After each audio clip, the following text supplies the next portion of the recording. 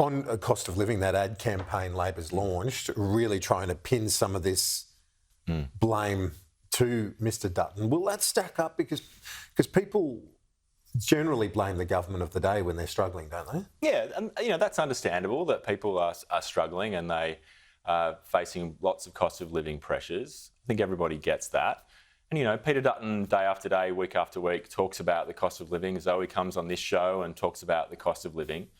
But what they don't tell you is that after they've spoken about the cost of living on a show like this, they then go into the parliament and vote against the government's cost of living relief measures. They voted against cheaper childcare, they voted against cheaper medicines, they voted against some of the energy relief plan.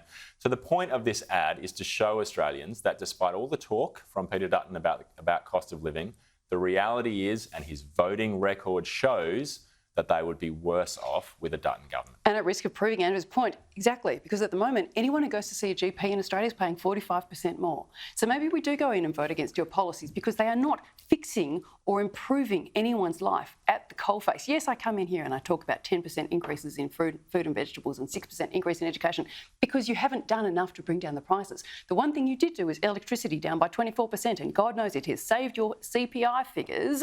Yeah. But the reality is people expected a $275 reset year on year of their energy bills, and they just haven't got it. All they've got is tokenistic handouts to get you guys to the next election. Well, inflation was running at, as you well know, inflation was running at twice the level it is now when you were in government, and we've had to bring that inflation rate down.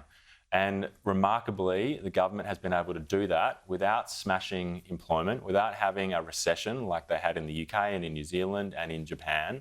And so I think most Australians are thinking, well, we've reduced inflation by half while protecting employment in this country. That's a pretty good outcome from where we were when the baton that the Liberals had. One of the challenges for the coalition remains those teal seats. Are you...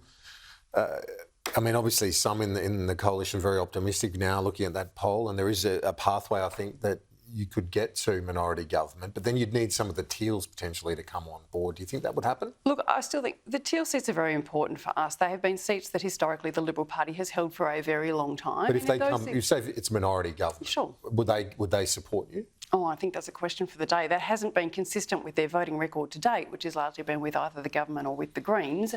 But we live in hope. We will see what happens after the election. We will indeed, Zoe. Zoe's basically a teal within the Liberal Party.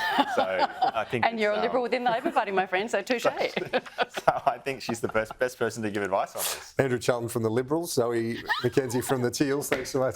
We'll see you next week.